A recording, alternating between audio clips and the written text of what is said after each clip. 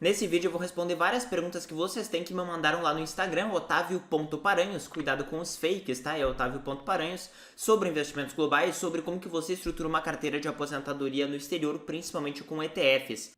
E pessoal, antes de mais nada, eu tenho um aviso muito importante para você. Clica no link da descrição aqui, porque nos próximos dias eu vou fazer um evento muito importante para você ter o passo a passo de uma maneira bem mais aprofundada e não apenas aqui algumas perguntas respondidas, um passo a passo bem mais aprofundado para você investir em uma carteira diversificada de ETFs com maior rentabilidade, com maior segurança, sem que você perca o seu tempo e você possa de fato dedicar o seu tempo à sua família, para passear com o cachorro, para curtir os seus hobbies, perfeito? É gratuito e online, então clica aqui no link. E agora a gente já vai começar o conteúdo.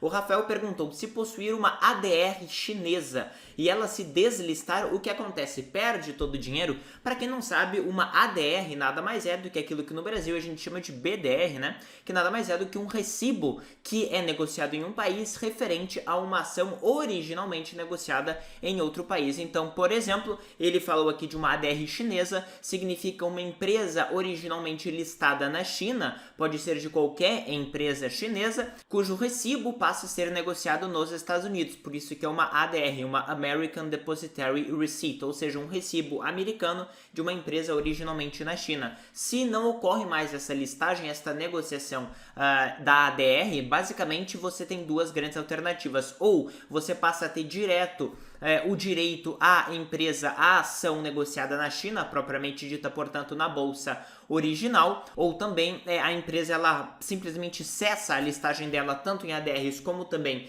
na China, e você, na prática, vai receber aquilo que vai ser oferecido, vai ser feita uma OPA, portanto, uma oferta pública de aquisição, e a pessoa que quer comprar, seja o controlador, seja algum outro investidor, ele é obrigado, de acordo com o contrato social da empresa, a oferecer algum valor, não sei qual valor, depende do contrato social, e portanto você irá receber aquilo que vai ser ofertado para você de acordo com a obrigação que você terá ou não de vender esta ADR. Então você não vai perder tudo, tá? Não existe isso de perder tudo, a não ser que a empresa quebre. Alguém vai pagar alguma coisa para você, só que pode ser de fato um preço que não vale a pena. Você pode ter perguntado isso em relação ao risco que existe de conflito com a China. Eu francamente não acho, tá, que isso daí é um risco grande em termos de deslistagem das ações. Pode acontecer, mas não é um risco financeiro, porque você vai acabar recebendo aquilo que é de direito seu, seja por uma OPA, seja simplesmente por você ter direito à negociação na própria China, né? No caso, ou em Hong Kong, ou na mainland da China propriamente dita. O Vinícius perguntou: estou perdido, por que fala tanto em investir em fundos irlandeses? Qual o racional por trás? É muito simples, tá? Existem três grandes formas de você investir no exterior hoje: ou através do Brasil, ou investindo diretamente em uma corretora americana, ou investindo em ativos que são negociados e domiciliados na Europa. Você consegue fazer isso principalmente por uma corretora que se chama Interactive Brokers, que hoje é aquela mais fácil, no caso, para brasileiros, né? Considerando ali as limitações que existem. O fato é que no Brasil você vai sempre pagar imposto sobre o ganho de capital se você investir através de uma bolsa brasileira, por exemplo, em BDRs brasileiros. Você sempre irá pagar imposto sobre o ganho de capital se você vender esses ativos com lucro, e eles também, né, no caso dos ETFs, eles acumulam os dividendos, e os BDRs eles pagam para você os dividendos. Em ativos domiciliados nos Estados Unidos é diferente, você tem isenção até R$35 mil em ganho de capital, mas os dividendos são sempre tributados na fonte em 30%. Se você investe na Europa, como por exemplo em fundos irlandeses, particularmente os de acumulação, se forem fundos de acumulação, você não recebe renda, portanto você não paga nada de imposto sobre a renda, porque você não teve renda, você só vai pagar o imposto quando você vender aquele ativo com lucro, portanto, pagando o ganho de capital de 15% se for acima de R$35 mil mensais. Então, os fundos irlandeses eles são vantajosos porque não existe aquela tributação americana de 30%, e também porque você tem a possibilidade de vender com isenção até 35 mil por mês. Então, além de você ter uma potencial redução dos dividendos e também uma potencial redução aí do imposto sobre o ganho de capital porque você está fora do Brasil, também não existe imposto sobre a herança americana. Então, você reduz o imposto sobre a herança e reduz o imposto sobre dividendo, por isso que eles são tão vantajosos. Pelos meus cálculos, na média, você tende a ter uma rentabilidade anual superior entre 0,4% e 0,8%, considerando uma taxa de retirada que você pode ter quando você se aposentar de 4%, uma regra de bolso, tá? Pode variar para cima ou para baixo.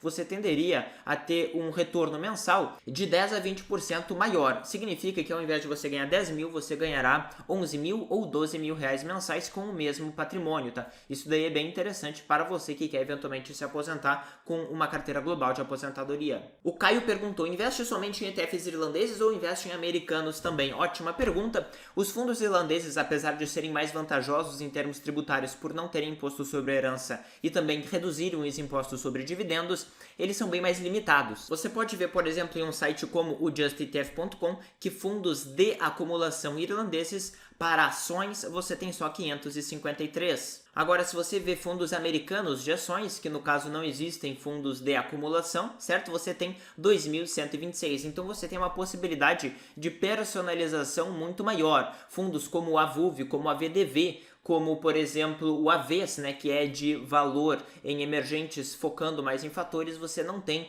toda essa oferta, essa disponibilidade na Irlanda. Você tem na Irlanda fundos mais clássicos da MSCI, como, por exemplo, o IWVL, que é um fundo que foca em países desenvolvidos de valor, né, que aumentam a sua expectativa de retorno em média, e também o MVL, por exemplo. O MVL, mostrando para vocês aqui, é um fundo de mercados emergentes de valor. Ele é bem mais concentrado, tá? Quando a gente considera que em mercados emergentes você teria, na prática, no mercado neutro, praticamente 4 mil empresas. Esse aqui investe só em 192 empresas, então ele é relativamente concentrado. E algo importante também, ó, por exemplo, a relação de preço sobre lucro dele é de 5 vezes. Então, muitas vezes, muitas pessoas falam, eu invisto no Brasil, eu gosto de investir no Brasil porque o PL da Bolsa Brasileira está muito barato, está em 5. De fato, mas você pode perfeitamente diversificar muito mais o seu risco específico brasileiro para investir em países emergentes no geral, reduzindo muito o seu risco, tendo a mesma expectativa de retorno praticamente com empresas que têm esse PL de 5. E saliento, por exemplo, que o desvio padrão dos últimos 3 anos é de 18%. O desvio padrão, que é a volatilidade média padrão aí, que em praticamente 2/3 dos anos você teria esta possibilidade de desvio para cima ou para baixo da média histórica, né?